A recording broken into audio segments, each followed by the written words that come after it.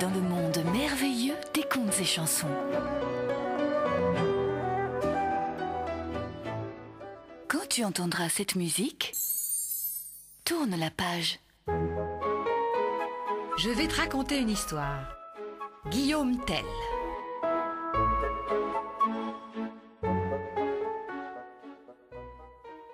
Il était une fois, dans un petit pays entouré de montagnes que l'on appelle aujourd'hui la Suisse, un village qui portait le nom d'Altdorf.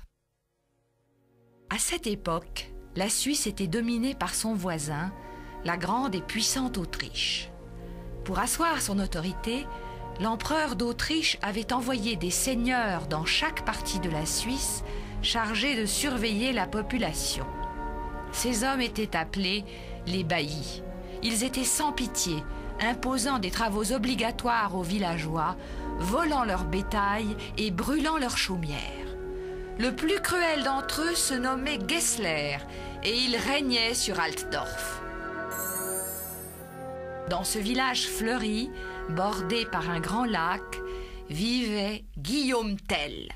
C'était un homme si grand et si fort que lorsqu'il marchait dans la rue avec son petit garçon âgé de 6 ans, on aurait dit un géant. Il était très courageux et très adroit.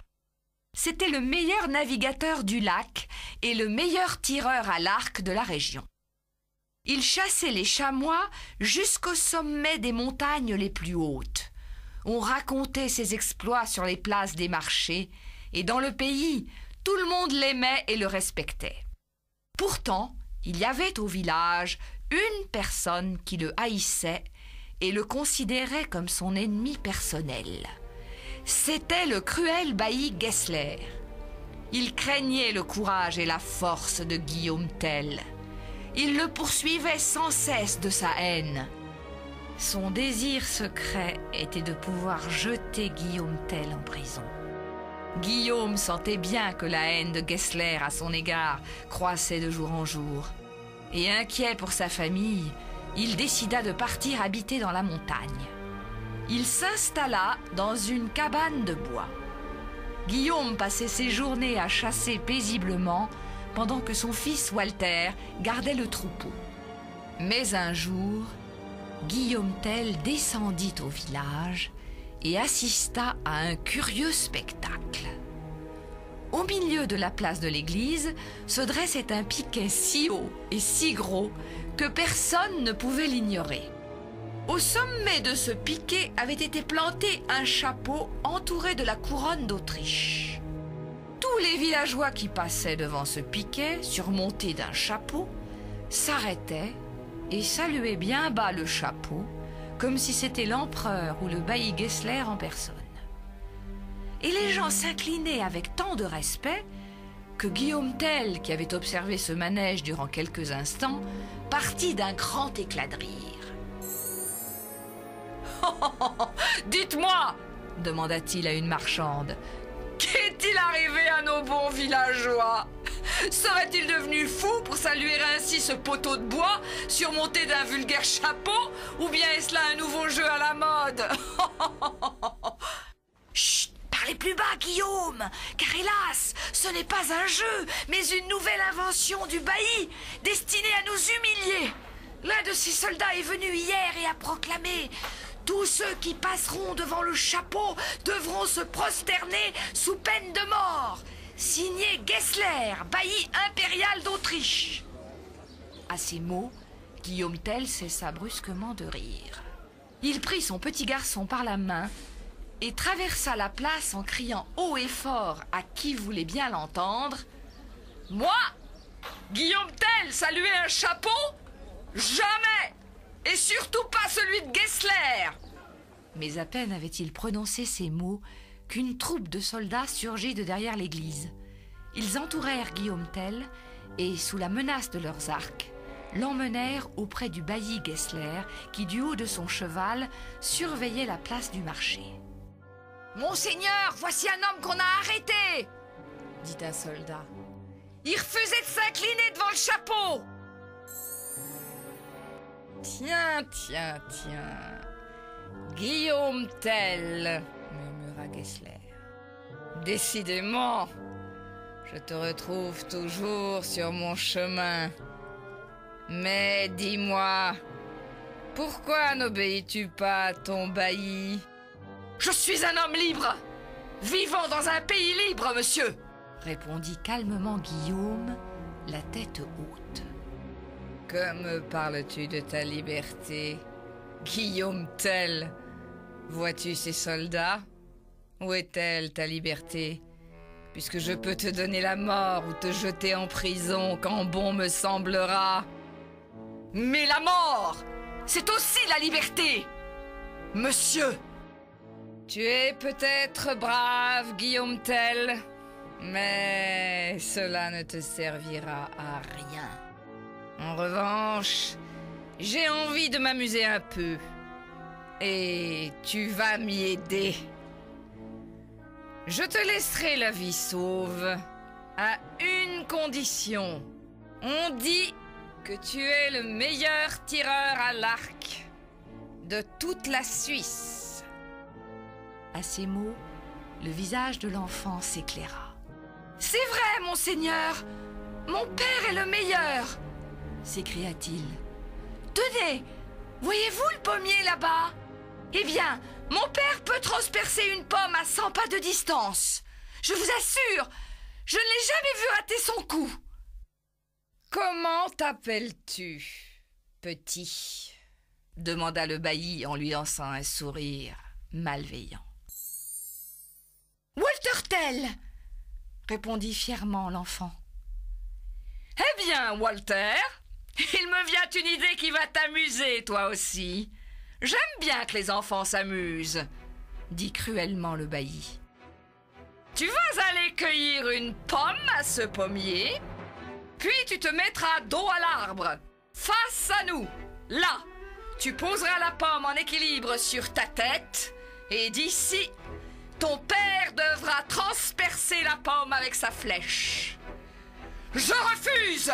s'exclama vivement Guillaume, qui était soudain devenu blanc comme neige. « Guillaume Tell, tu transperceras la pomme sur la tête de ton fils. Je le veux, je l'exige. Sinon, tous les deux, vous mourrez. » Une voix déchirante s'éleva alors de la foule. « Non! Pitié, monseigneur! Ne faites pas cela! » « Qui donc est cette femme qui ose me dire non? » gronda le bailli. « Monseigneur, je suis Edwige, la femme de Guillaume Tell et la mère de Walter. Vous ne pouvez pas exiger qu'un père risque de devenir l'assassin de son fils. Pitié, monsieur!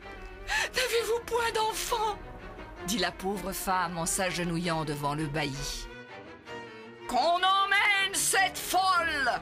hurla Gessler à ses soldats. C'est alors que le jeune Walter dit bien fort de sa petite voix. « Maman! Je ne veux pas que tu t'agenouilles devant cet homme. Je vais placer moi-même cette pomme sur ma tête, car je sais que père réussira. J'ai confiance en lui. » Et le petit fit comme il avait dit. Il se plaça dos à l'arbre et se tint immobile, le regard droit et fier. Guillaume Tell, livide, regarda fixement le bailli, et ses yeux se remplirent de larmes. Mais il se ressaisit, et lentement, il prit une flèche dans son carquois. Il brandit son arc et visa le fruit, longuement. La foule retenait son souffle. Le silence était si lourd que l'on entendit la flèche siffler. Puis brusquement, dans un bruit sec, la pomme, coupée en deux, tomba aux pieds de l'enfant. « Bravo! Hurrah! La flèche a transpercé la pomme et l'enfant est vivant! Vive Guillaume Tell! Vive Guillaume Tell !» acclamait la foule.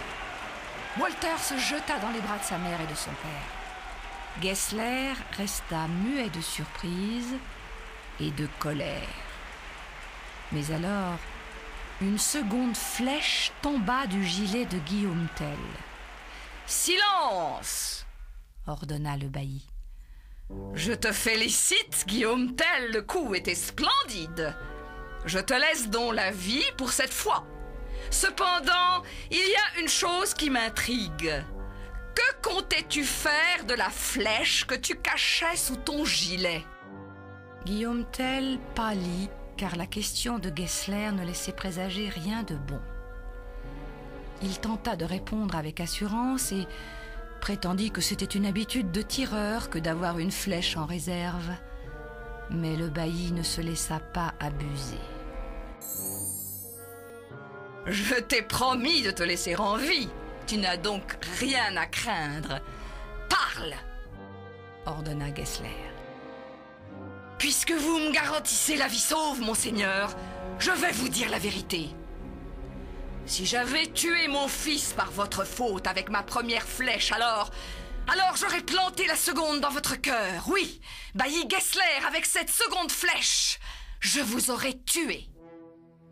À ces mots, Gessler sentit la rage monter en lui. Il fit un effort cependant pour garder son calme. Et froidement, il déclara « Je t'ai promis de te laisser la vie et je tiendrai ma promesse. Mais pour ta mauvaise intention envers moi, je vais te faire conduire en prison et tu seras enfermé en un lieu où plus jamais tu ne verras ni la lune ni le soleil et où tu resteras terré jusqu'à la mort. » Et malgré les cris de la foule en colère, Guillaume Tell fut enchaîné. Son arbalète, son carquois et ses flèches furent confisqués et confiés à un soldat. La prison se trouvait de l'autre côté du lac. Le bailli, pour plus de sécurité, décida d'accompagner lui-même Guillaume Tell jusqu'à la prison et tous embarquèrent à bord du bateau. Ils avaient atteint le milieu du lac. Déjà se dressait sur l'autre rive la sombre tour de la prison où Guillaume Tell allait finir ses jours. Mais soudain, un vent de tempête se mit à souffler. Le lac était déchaîné. Le vent soulevait des vagues hautes comme des montagnes, et le bateau s'approchait dangereusement du rivage, manquant à chaque instant de se fracasser sur les rochers. Les soldats, qui étaient de piètres navigateurs, furent pris de panique. « Un seul homme est capable de nous sauver !» cria l'un d'eux. « C'est Guillaume Tell, notre prisonnier, car c'est le meilleur marin de la région. Il faut le libérer. Oui, libérons Guillaume Tell !» Le bailli accepta. On défit les liens de Guillaume Tell. Celui-ci, calme et sûr de lui, se mit au gouvernail et commença à donner des ordres à l'équipage pour la manœuvre. Quelques minutes plus tard, le bateau pénétrait dans une baie protégée. Guillaume Tell dirigea l'embarcation vers un gros rocher. Dès qu'il en fut assez proche, il arracha son arbalète des mains du soldat à qui l'arme avait été confiée, sauta par-dessus bord et repoussa violemment l'embarcation qui ne tarda pas à quitter la baie et à affronter à nouveau la tempête. Quant à Guillaume Tell, il s'enfuit à l'intérieur des terres. C'est à grand-peine que le bailli et son équipage finirent par accoster. Guillaume Tell, de son côté, se hâta de traverser les montagnes et les bois jusqu'à une hauteur surplombant la route. Il s'y dissimula et attendit. En effet, il savait que le bailli devait passer par là pour regagner son château. Lorsque Gessler s'avança dans le chemin, Guillaume Tell bondit hors de sa cachette. Puis il fixa le bailli droit dans les yeux, arma son arbalète et tira. Atteint en plein cœur, le bailli s'écroula et mourut. Vif comme l'éclair et agile comme un chamois, Guillaume Tell réussit à s'enfuir avant que les soldats ne donnent l'alarme. Durant plusieurs semaines, il resta caché dans les bois, attendant que l'on cesse de le poursuivre. Puis enfin, le calme revint dans la région et Guillaume regagna la montagne où vivaient sa femme et son fils. Quelques années plus tard, la Suisse se libéra de la domination de l'Autriche. Les baillis retournèrent dans leur pays et les habitants d'Altdorf retrouvèrent la paix, la liberté et le bonheur. Grâce à son courage et à sa fierté, Guillaume Tell était devenu un héros à travers tout le pays.